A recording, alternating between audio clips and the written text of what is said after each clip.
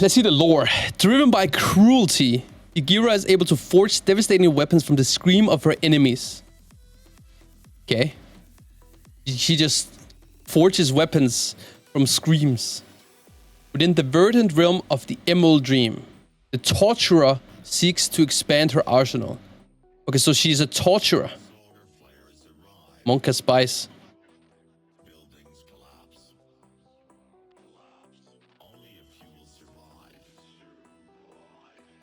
Holy shit.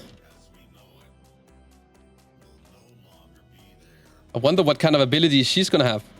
Okay, so let's check. Let's just read the overview. Igira unleashes blistering spears. Okay, so she hurls spears at random players that inflict shadow flame damage to all players within 10 yards of the impact and creates an area of piercing torment. Okay. She unleashes blistering spears to gather torment as energy from her victims. And then when she gets full energy, she uses Marked for Torment. Okay, so long ability. She inflicts Shadow Flame damage, knocking players back within 45 yards and ignites 3 areas for Torment. Players who stand within a Torment diminishes it, but also suffers from gathering Torment. When fully absorbed, he forges 2 weapons based on which Torment players stood within. Then dual wields them to combine their attack. Okay. While she forges her weapons, each strike of her hammer launches searing sparks. If none of the torments are absorbed, she unleashes Ruinous End. Okay. So, that's probably a you're dead mechanic.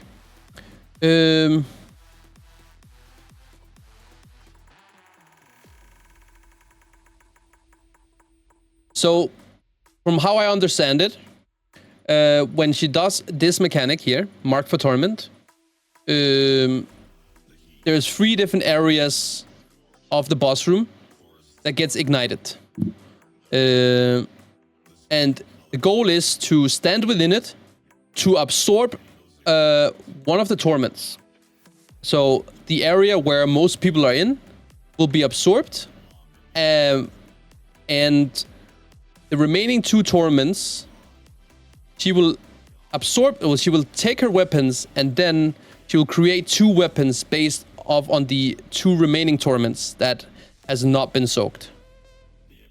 That's how I understand the mechanic. Just off the first read. Ask if Fang of the Prime did.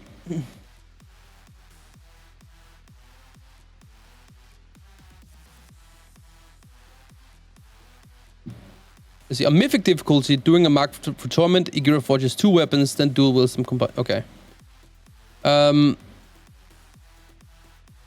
The longer someone is affected by a blistering spear, the more torment Igira gains.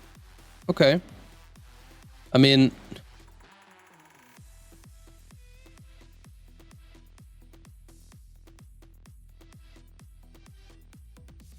you obviously do not wanna wait. Someone is affected by a spear. I mean, obviously don't get hit by the spear. See here.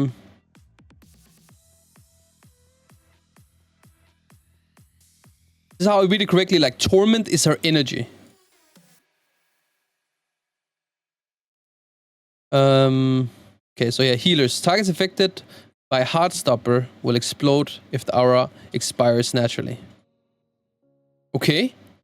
So she hurls a blade at several players, causing their next 800k healing to be absorbed. If the healing absorb expires naturally, the player's heart explodes, inflicting shadow flame damage to the raid. Okay. That is crazy mechanic. So, if you get hit by the Heartstop ability, the healers will have to out-heal the healing absorb. If they do not, your heart will explode and deal damage to the whole raid. Right? So, I don't know exactly what the duration of the ability is, because that we would have to go onto Wowhead and check if it is already there. And we can data mine this bad boy.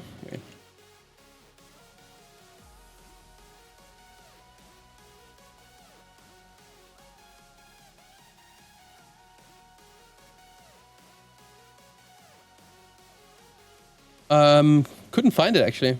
Wait, no mind. I need to go PTR. I'm stupid. 10-2. Heartstopper.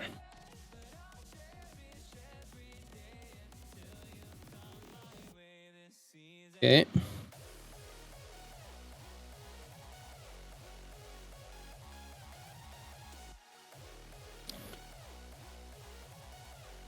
Duration 15 seconds. Okay. Yeah, here it is. Heartstopper. Absorbs 800k healing. Like Shadow Flame damage to the rate. So 800k healing absorb, 15-second duration. If not, boom, dead. Okay.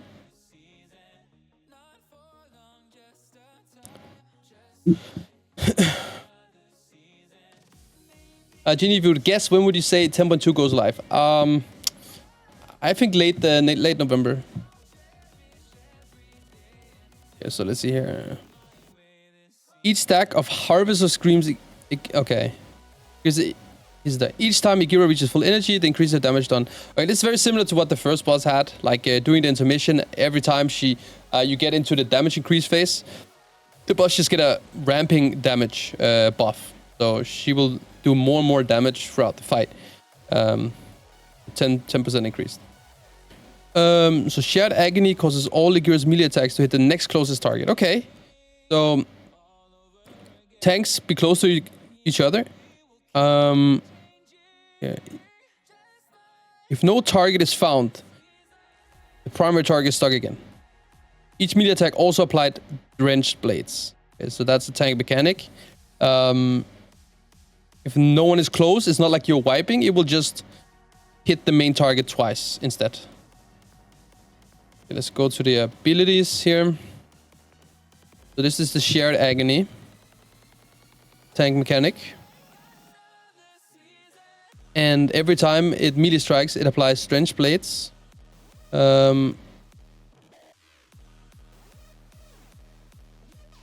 Wait, what? It lacerates the target, inflicting 1.2 million physical damage. What? Is this normal? That's a very fucking high number. Or?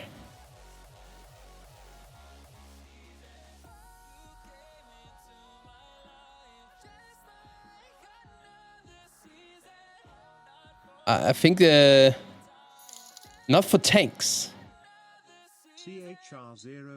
Julian has just subscribed. What? Her melee attacks strikes the next closest target. Each melee strike applies Drenched Blades. Each melee strike 1.2 million damage. There's no shot. This is not normally. I'm pretty sure this is this sounds like it's a little bit too high. No. Yo, Chronix would give this up, and thank you, Zamp. Casual number, I can take that. Okay, the wound continues to burn, inflicting Shadow Flame damage every 2 seconds. This afflicts stacks. Julian has just subscribed. Fuck, thank you for all the gift subs, bro. Okay, so the Blistering Spear. Shares a spear at random players, inflicting Shadow Flame damage to all players within 10 yards of the impact, and creates an area of Piercing Torment. So this area of Piercing Torment, players become tethered to the ground, inflicting Shadow Flame damage and energizing gear by 1% every 1 second until the spear is destroyed. Okay.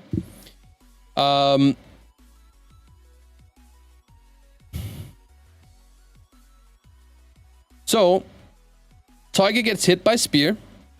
They bleed, or well, they take Shadow Flame damage while they are affected by the spear. So initial damage plus damage every 1 second. And it also gives the boss 1% energy every 1 second until the spear is destroyed. And we do know from the overview already that this was, let me see here. Yeah, at 100 energy, she will cast the Mark for Torment, which is her, well, the scary ability. We can imagine it's supposed to be probably the scary ability of the fight, where you need to soak up the torment, and then she will take the remaining torment and create weapons out of it, and probably gain some kind of buff or ability. I guess we'll figure out later. Okay. So make sure you target swap to the spears, get people out immediately.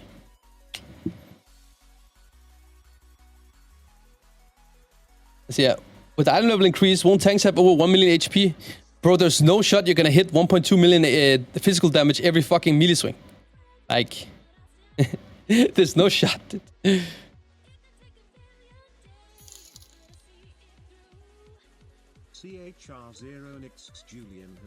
Let's just check. Maybe, I mean, let's see here. Burns Blades. Shadow Flame damage. 1.2 million. 1.2 million.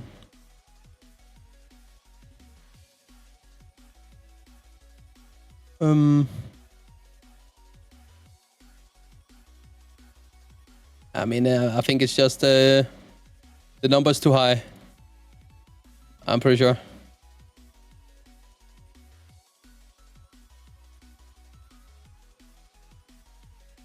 I mean, maybe it's not. I mean, is this common tank mechanic? Let's look at the tank mechanic here in the overview. I mean, look, inflicts 116k physical damage and 24% increased damage here. Tanks here. 115k.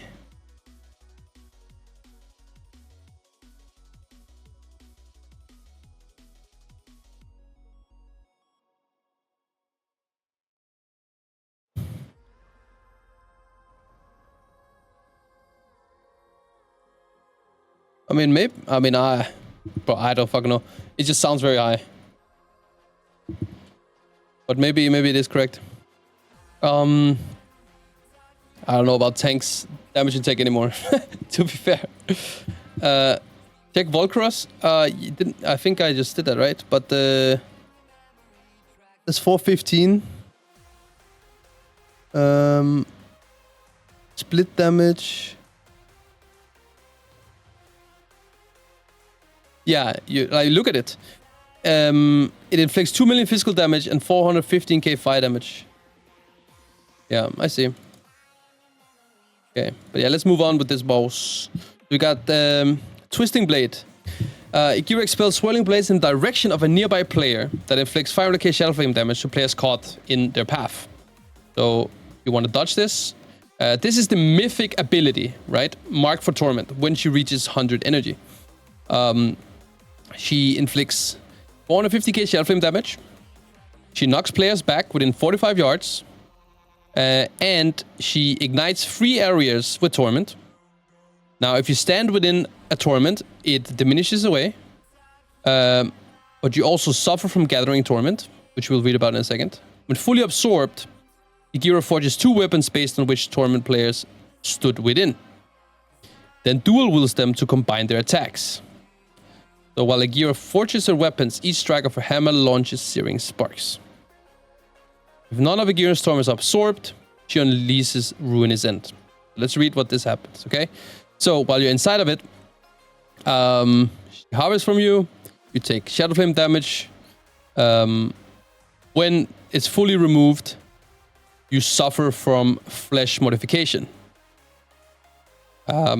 So now for the rest of the fight, you will be scarred, which means that you will take 300% increased damage from Gathering Torment. Next. This means that you want to most likely split the group in a way so that not everyone helps soak up the Torment. Because if everyone in the raid soaks the Torment, you will get this damage increase in the next intermission. Next time she does the intermission, right? The mark for Torment. So you want to split this up. You want to find the amount of target that is required to cleanse the Torment, and you want to just have a rotation, right? So you rotate the people who soaks it so that you don't soak while you have the 300% damage increase. Thank you, Chronix, by the way, for the 6. While she's forging her weapons, she casts this Searing Spark, which is they fly towards a random player's destination, which inflicts 600k Shadow Flame damage within 3 yards and knocking them back. Each swing of her hammer inflicts 150k Shadow Flame damage to all players. So while she's forging her weapons, it sounds like a mechanic that's very similar to the boss fight in Nelforus, where he jumps to the middle and he starts hammering on the anvil, and you take great damage. So that's part of it. But there will also be some sparks that flies out. That also is a thing on the Nelforus boss.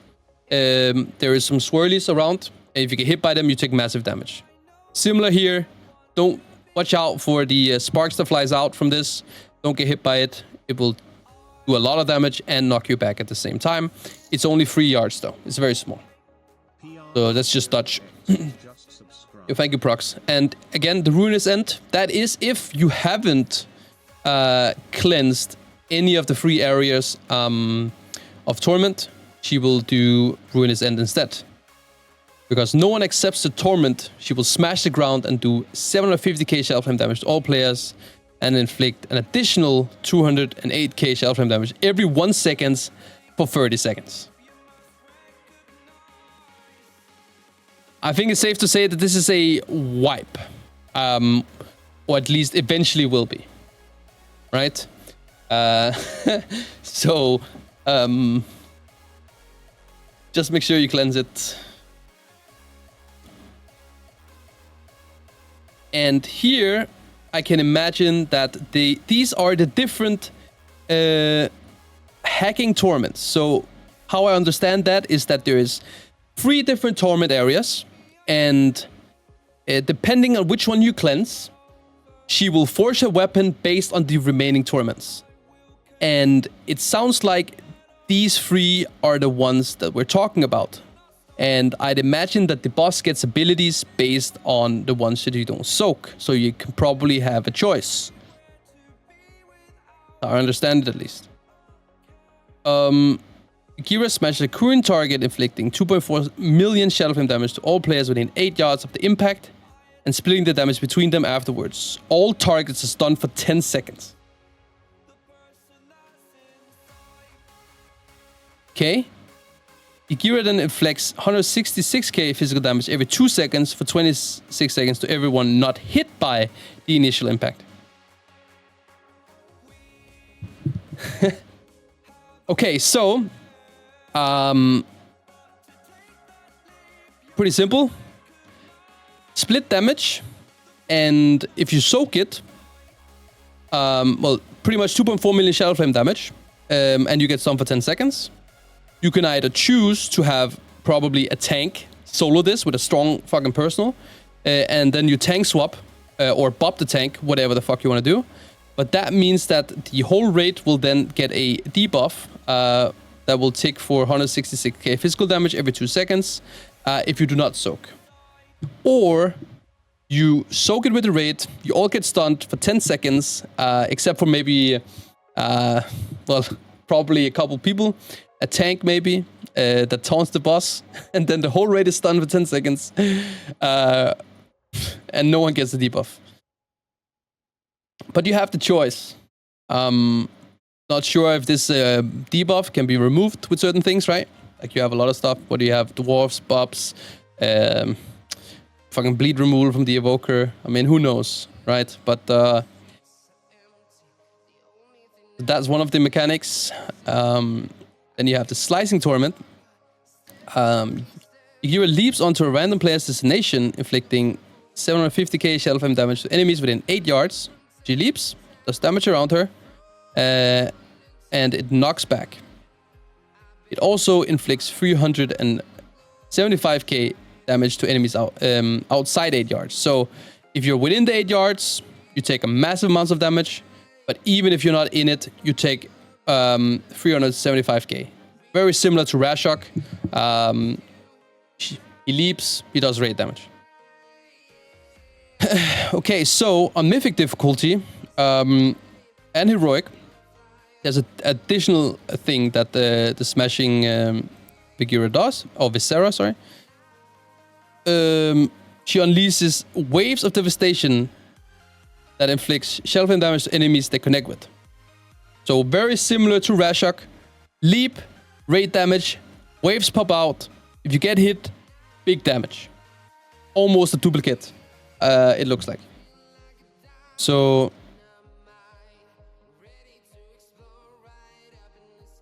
But that ability seems a lot easier to deal with, personally, than a 26-second dot.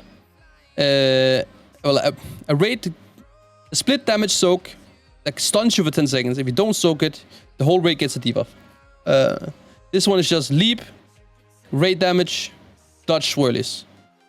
That one seems easier, personally, if I had to choose between these two. And then you have the Flaying Torment, which is the last one. So she hurls blades at several players, causing this is the Healing Absorb. If the Healing Absorb expires naturally, the player's heart explodes, inflicting Shadow Flame damage. So this is the other Torment. And this is the one where you have 15 seconds, looking at Wowhead, to do 800k healing to the players affected by Heartstopper. And if you don't do that, if it expires, it will do raid damage, right? And on Mythic, it has an additional effect, which is Vital Rupture. So Shadow Flame orbs erupt from the player's destination, inflicting 623k Shadow Flame damage on impact, and an additional 58k Shadow Flame damage every 1 second for 15 seconds to players who connect with the orbs.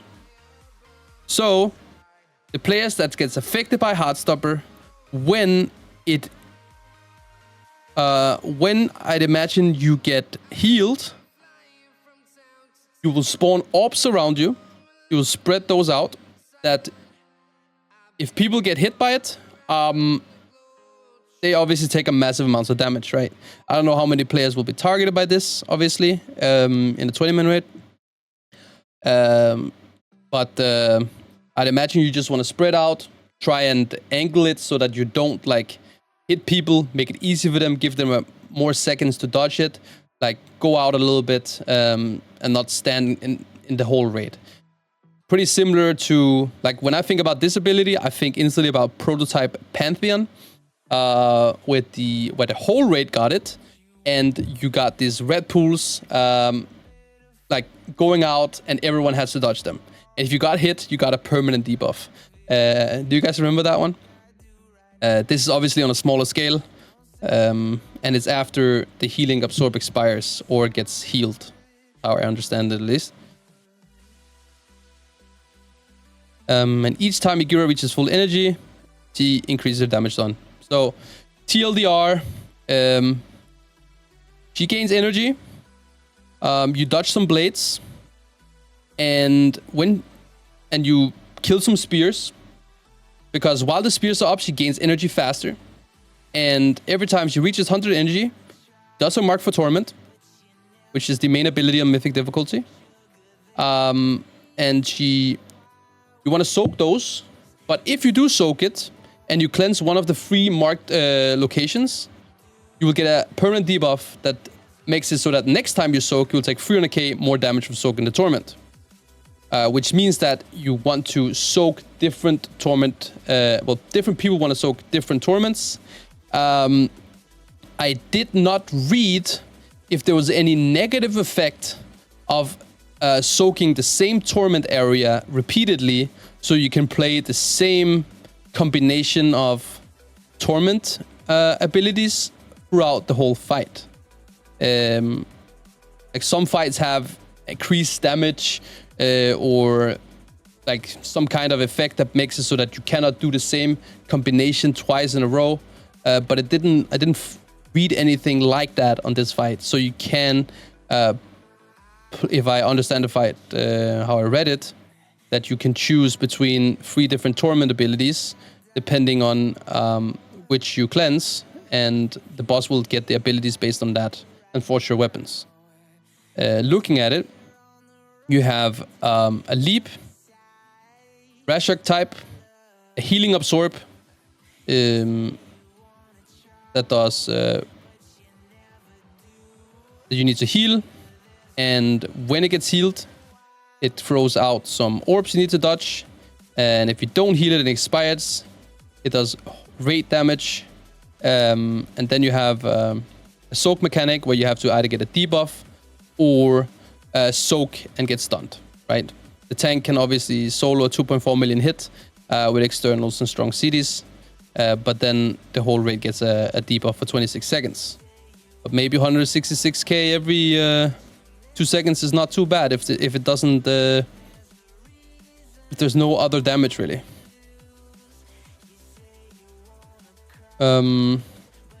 It depends on the requirement for the healing absorb. If that one is like super annoying to deal with. So that's Igira the Cruel, second boss. Probably not gonna be too hard. PM has just subscribed. Filthy Finger Someone. I feel like Blizzard would make you do all 3 at least once. Yes, you would imagine that, right? Like that they want you to play at least all 3 different combinations at least once. But I didn't read anything like that. Because let's read the Mark for Death ability again. So she does Shadow Flame. Yeah, she does Shadow Flame damage, knocking all players back within 45 yards. And then she ignites 3 areas for the torment. So 3 areas are tormented. And then players who stand within it, they will diminish the torment. But you'll also suffer from Gathering Torment, which is the thing. Like you just take damage while you're soaking it up, right? And when it's fully absorbed, she forges 2 weapons based of which torment player stood within, right? So from what I understand, the torment that is still existing, she will soak those 2 up and get then dual wield them to combine their attacks. And then if none of them are soaked, so if there's 3 up, you die. Ruin is end, you die. So nothing reads that you need to play all 3 or rotate between them. As of right now, the only thing is that you cannot have the same people remove the torment because of this debuff. The people that remove the torment will get a permanent debuff. That makes it so that standing in the Gathering Torment, you will obviously get fucking clapped, right? 300% increased damage of 124k. Unless this debuff is removable. But a lot of times they make abilities like this stay upon immunities. And in some cases even stay upon death as well. So you cannot cheese it with dying with Ankh, Totem, or some other shit, right? Like, that completely depends on how the ability works. So, that's boss number 2. Another Torturer. What do you guys think? This boss sound cool? Looking at Null Root compared to this one, I actually think the mechanics of this fight seems way more interesting. It actually sounds like a bit of a cool boss, but it's second boss, right? So it's probably not gonna be that hard. It's gonna be probably low difficulty, but who knows? Maybe we get the like Sepulchre V2 again, and they just like blast us with like the most difficult bosses ever. But who knows? Yes, the loot. Tier piece.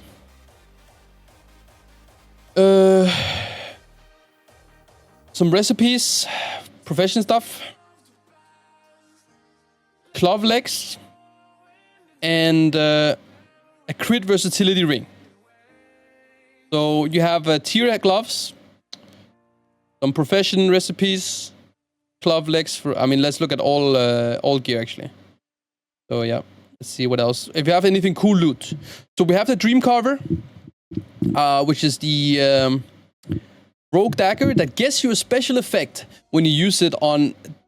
Depending on the mob type that you use it on. I don't know what this means. It doesn't work on PTR right now when I tried it on my Rogue. But I instantly think back to like Fleshcraft. I remember it was a Plague Divisor that had this ability where if you use Fleshcraft around mobs, you would get a buff based on the mob type it was, right? Like if you did it on Elemental, you got like magic damage. If you did it on a Beast, you would get like, what was it? Primary... You got your main stat, something like that. So there's a lot of different things you get. I don't know if this is similar or if it's just gonna be some kind of troll thing. It makes you deal some Ashkando damage. Are you sure about that? Really? It didn't work for me. I used it, but it never went on cooldown. I think the Ashkanda damage is something different. Because I also had Ashkanda in my details. There's a one-hand axe. Agility. So that's enhancement. We have mailed shoulders, blade wrist, leather belt, glove legs, ring, and you have one agility trinket. So not sure how good this trinket is, but we'll see. But the rogue dagger, pretty big, I would say. Not sure if there's another good rogue weapon, dagger-wise. Rock has some insane loot though, like really, really cool weapons. Okay, there's a dagger from Tindral. Oh. Which is obviously max item level immediately, 489.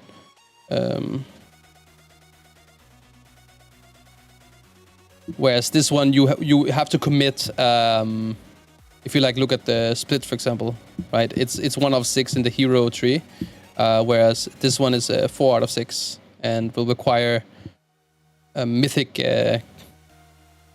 crests to upgrade. We will see. I don't know how good this effect is gonna be. That was boss number 2.